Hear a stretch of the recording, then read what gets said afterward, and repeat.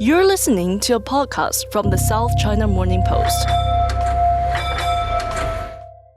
They were once members of one of the largest and most powerful criminal groups in the world. They're called yakuza, the gangsters of Japan. They inhabit a world of drug running, prostitution, extortion, and other crimes. Comprising some 25 distinct organized crime families, the yakuza have long been a subject of myth and fascination in Japan and abroad. They've been the focus of classic films,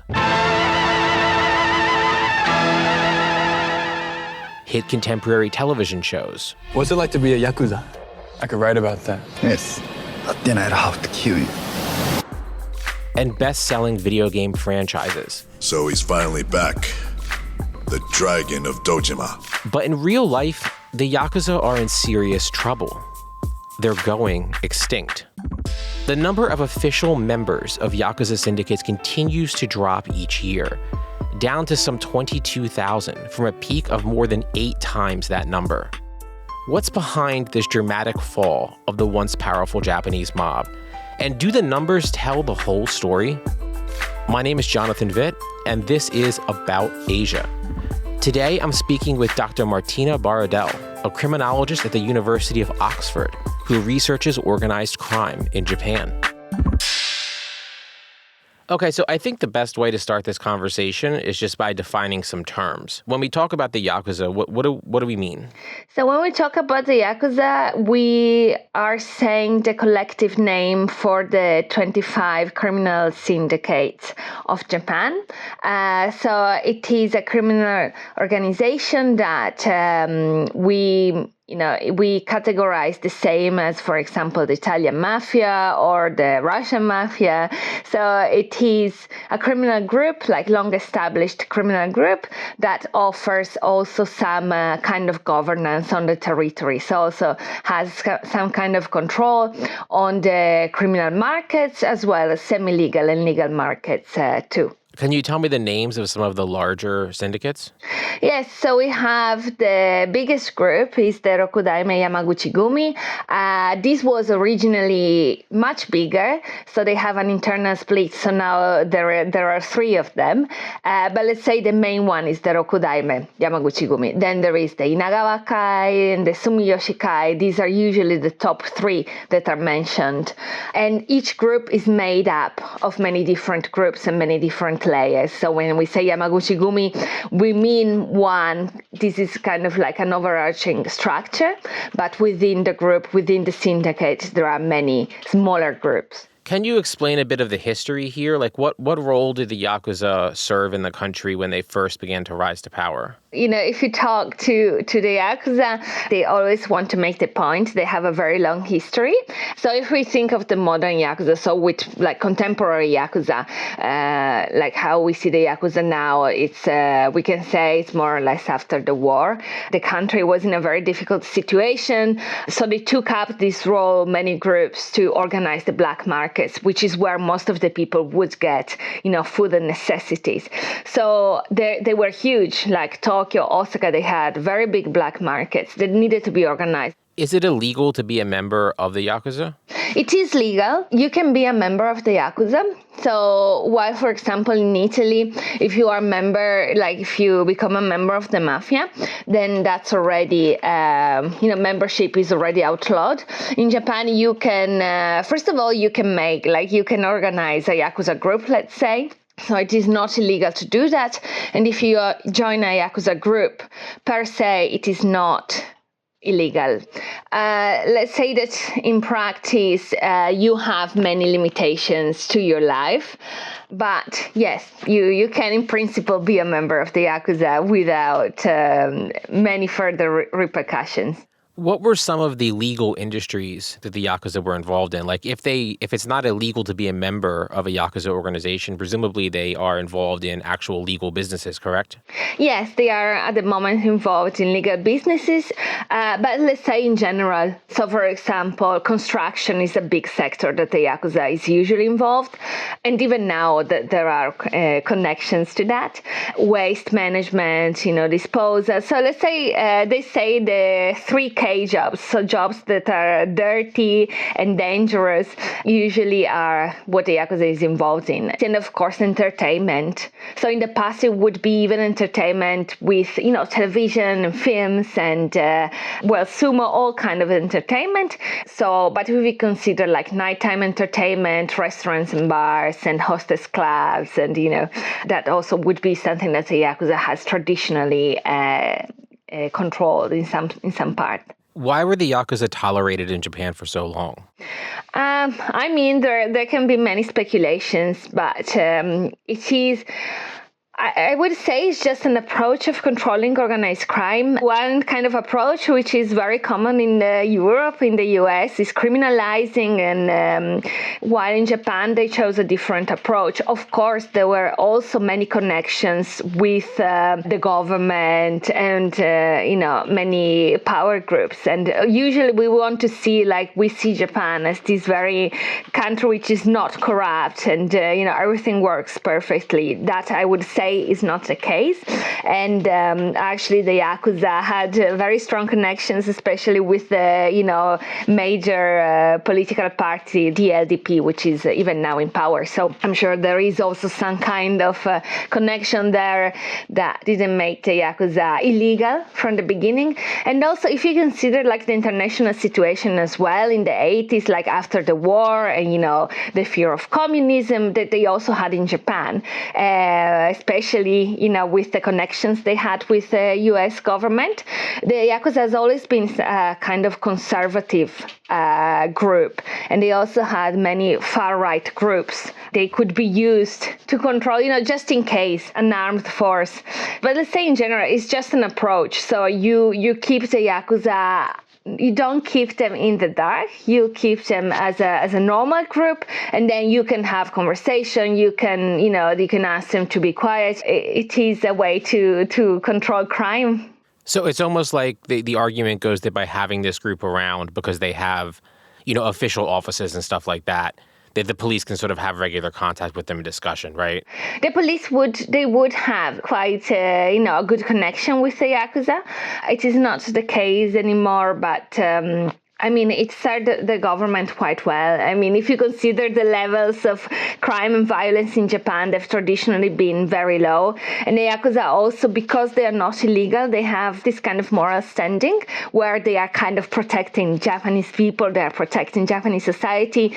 So traditionally, there haven't been many cases of the Yakuza killing normal citizens, killing police officers like we had in Italy, for example. So that also kind of helped keep the situation in peace. And this is something as well that you sort of hear people in the Yakuza sort of promote, right? Like their own sort of mythology, that this is a far more chivalrous criminal organization than something else, correct? Exactly.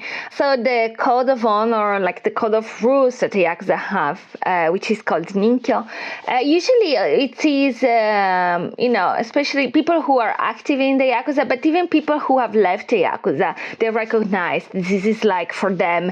It is a big part of joining the Yakuza. So it is not only making money, which of course is the biggest part, I would say, especially if you were a Yakuza in the 80s. You could really make big amounts of money. Now it is not the case anymore. So it really boils down to, also you need some kind of ideology behind it, otherwise you wouldn't do it.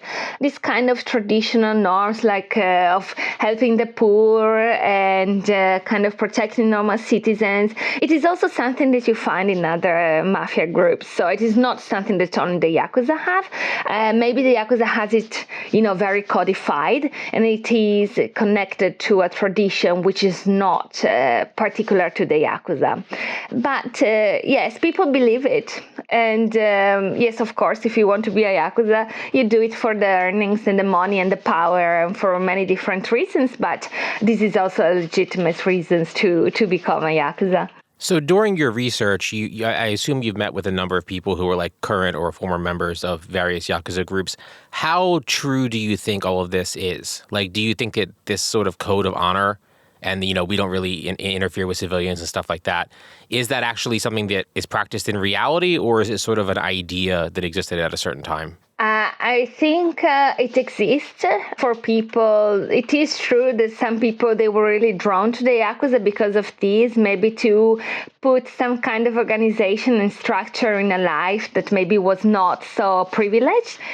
So, the background of many Yakuza members is not very wealthy, so it is understandable. Like how many people are attracted to the far right. Many people are attracted to this kind of conservative values and traditional values. It gives them a sense of purpose.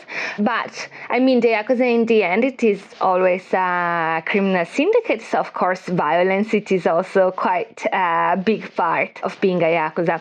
And I mean, when I mean violence, it doesn't always have to be exercised. So the threat of violence many times is enough to get what you want, like to get someone to cooperate and to pay. So I mean, violence, it is there, but many times it is lingering rather than an actual threat. It's interesting today that the Yakuza as an idea are in the midst of this pop culture revival, but locally the numbers are actually in decline, right? Looking at the data in 1963, there were more than 184,000 people who were officially members of a Yakuza family. That's basically a small city, but in 2022, that number dropped to a little more than 22,000. So what happened here? So 1963 is, let's say, still after the war. So it's still a period where many people, maybe they couldn't get a job. So it is normal that many people would turn to the Yakuza to make a living. Of course, when the situation stabilized and Japan started its economic recovery, a lot of people started going towards normal jobs. But at the beginning of the 90s, there was the first anti-Yakuza law that was introduced, and that had some sort of impact, but not too strong.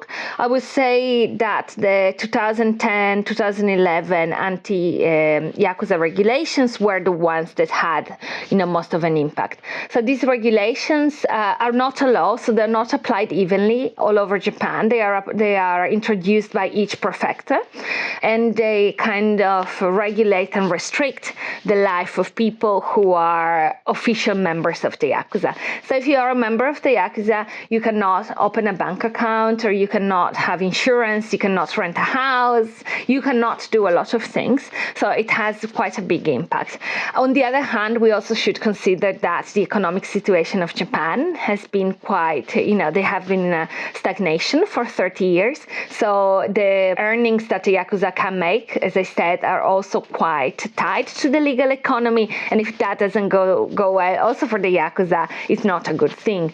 So, I mean, the share of money you can make is much smaller. You have a lot of restrictions. And, even being in the Yakuza here, you have a lot of rules. So maybe some people who, young people who would like to do some kind of a criminal career, maybe, they think it's better if I just do it by myself, and then I don't have to do the training and just follow the rules, follow the boss, and have all these limitations in my life. So they turn to some kind of more disorganized criminal activities.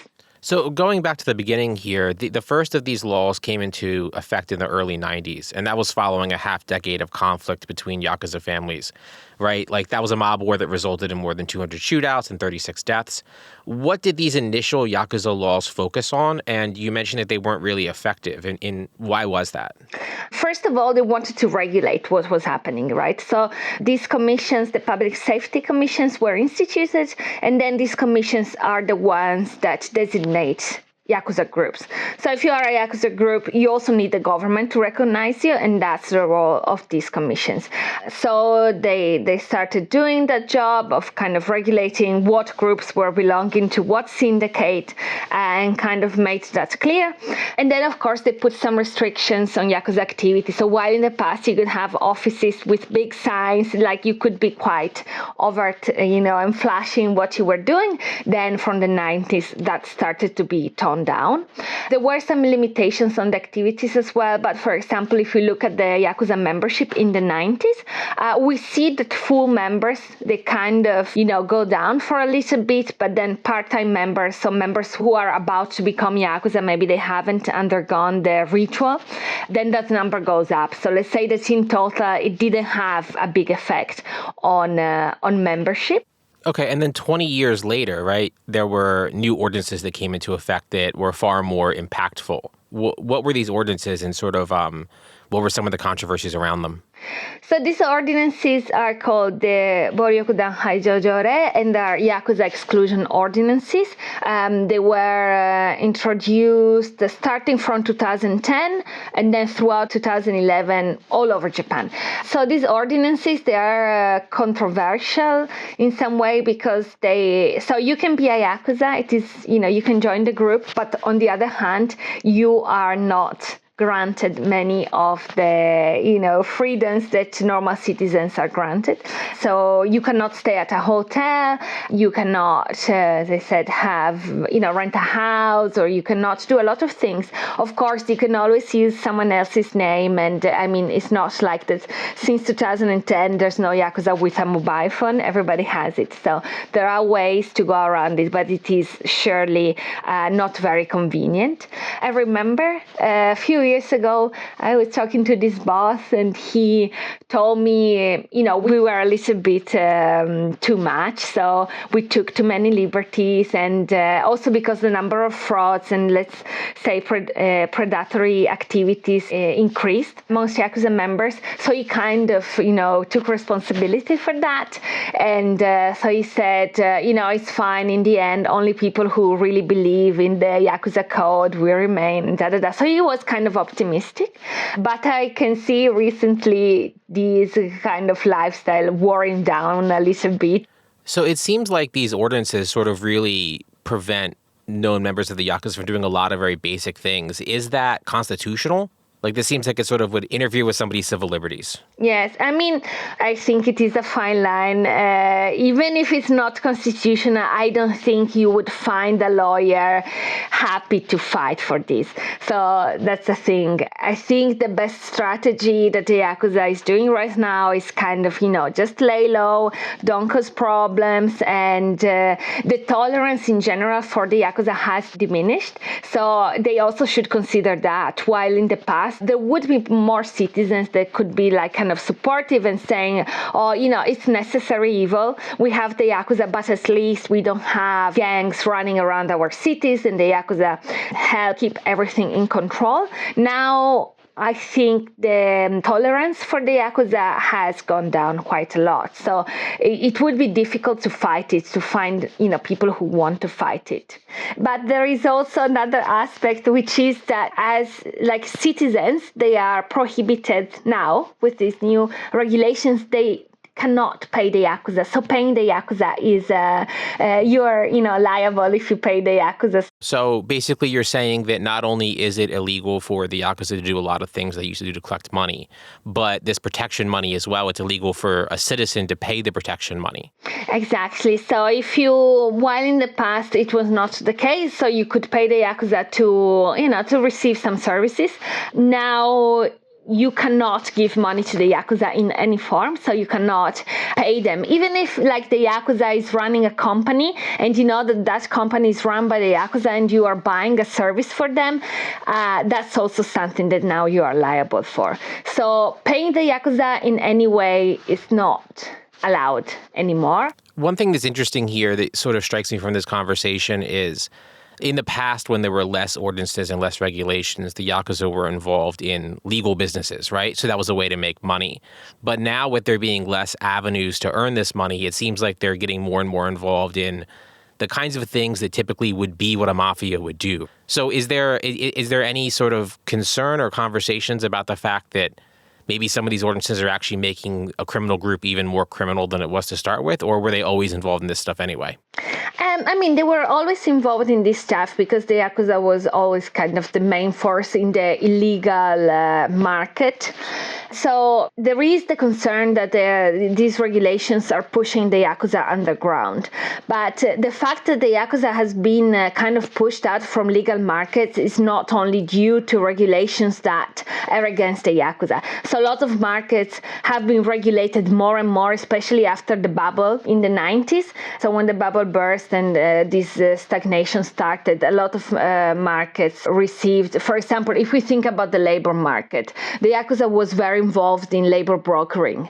They would control all daily workers. They would work for construction companies and kind of do that. So when that sector was regulated, that's when the yakuza went out. Like more competition, more regulation pushed the yakuza out. So the yakuza is active in many sectors, and regulating the sectors is something that really works rather than having only targeted actions against the yakuza. So there are many ways of doing this, and yes, I believe that only limiting individuals' right is not something that in the long run can work. So basically, it sounds like this makes it all much less attractive to join a yakuza syndicate. I would imagine that these groups saw recruitment numbers sort of dry up once these ordinances came into effect. Yes, it is difficult, and even if you are a yakuza member, at the moment there are not many advantages in being one. So, for example, for the same crime, if you are a yakuza and if you are not a yakuza would be in prison for longer because it is kind of like a patterned activity, so something they would repeat, and so they get a longer sentence. So the number has gone down quite a lot. On the other hand, we don't know how really, actually they have gone down, because a lot of people who have left the yakuza are not they do not have a job, they are not doing anything else, they are not registered as, working for any company. So the kind of idea is that a lot of people who have left the yakuza, they are still unofficially part of the criminal underworld. So these numbers, they look very good for the government. On the other hand, the actual situation is that these people have not been reintegrated into society, and that's also something they should take in consideration. Does that mean that in some ways the sort of claims that the yakuza are in decline are a bit overblown? Like if there are a number of people who aren't members of an organized criminal syndicate but are still involved in crime, did the number of disorganized criminals just go up? I mean, usually you don't have a number for disorganized criminals, so it is a little bit difficult to count. What we know is that around 5% of people who left the yakuza, they do have like a normal occupation, and they do have a normal job. So that leaves us with thousands of people who have officially left the yakuza but are not doing anything in the legal markets, let's say. I mean, you can see it is quite visible that the yakuza is getting older, and that they are getting fewer and fewer. So membership, it is going down. I think what is happening is kind of like a reorganization of the way of working for the Japanese criminal underworld.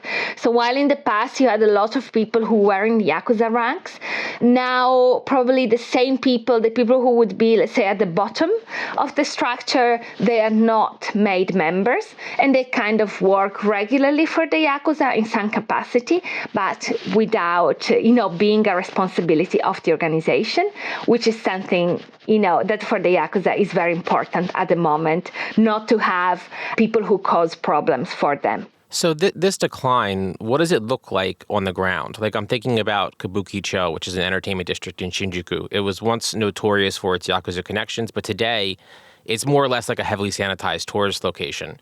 This is also an area that you've done research as well, correct? Like what does the decline look like in places that were once known for being sort of like the home turf for a yakuza syndicate? Yes, especially I would say in central Tokyo, where, tourism in Japan has really exploded in the past few years. So it is not a good look to have yakuza people going around, or like yakuza related people as well, and trying to, call you to go to some hostess bar. It doesn't really look very good. So it is a problem for the yakuza to operate there, so they kind of retreated from that area. It is not worth it anymore. I'm not saying that there is no yakuza in Kabukicho. It is quite big. There are so many, nighttime entertainment establishments that it is difficult to say that there's no yakuza in Kabukicho. Of course, there is, like their presence is much less visible, but I would argue also that their power has diminished in that area. So if the yakuza are less visible on the streets and they have less presence in legal businesses, how are they making money today? Well, first of all, protection business. So let's say when people pay to the local yakuza group for their shop or for their bar or establishment to, be protected, let's say, by the yakuza. So if they have a problem, the yakuza would kind of solve the problem in, let's say, a smooth way. So that kind of territorial control is very crucial.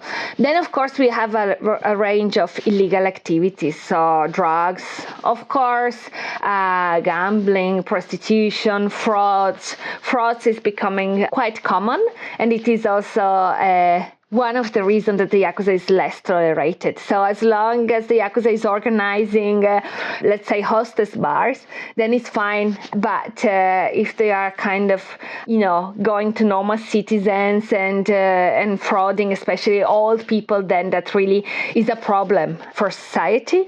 So that's why also I would argue they are less and less tolerated. So we talked a lot in this conversation about sort of some of the foundational myths of what the yakuza are, that they're a necessary evil that exists within Japan. But you're also saying that there's much less tolerance for that kind of behavior these days. Do you think that there's still a place in Japanese society for groups like the yakuza? I think there still is a place. They still think that the yakuza has some kind of role. I think there is some kind of, preoccupation or worry for what can happen if the yakuza is not there, because it has been a kind of regulating force in the Japanese underworld. So not having them kind of causes some kind of anxiety for what can come next. Especially there have been many cases, if you look at Japanese newspapers, like reports of Chinese gangs. And so this is something that is kind of coming up and causes anxiety in the population. So the main concern here basically is like with or without the yakuza, crime still exists, right? So people are concerned about what potentially could replace them if they vanish? Exactly. And if something that replaces that does not have, the yakuza say that's right, that they have at heart the future of Japanese society and to protect Japan and Japanese people. So they do have some kind of political mission there as well, which is not the center of their activity. But, we have to see that it is there. So if you have a criminal group whose only interest is making money, I think that could cause worry because they do not have, they are not, other groups that are not a yakuza are not seen as having a moral code. And the yakuza is seen as still having one. They are seen as getting older and getting weaker, and this kind of desperation within the yakuza is driving them towards predatory activities. But in general, they do still have a moral code that they try to respect. That was Dr. Martina Baradel, a criminologist with the University of Oxford. You can find more Japan coverage online at scmp.com. I'm Jonathan Vitt. Thanks for listening. Bye for now.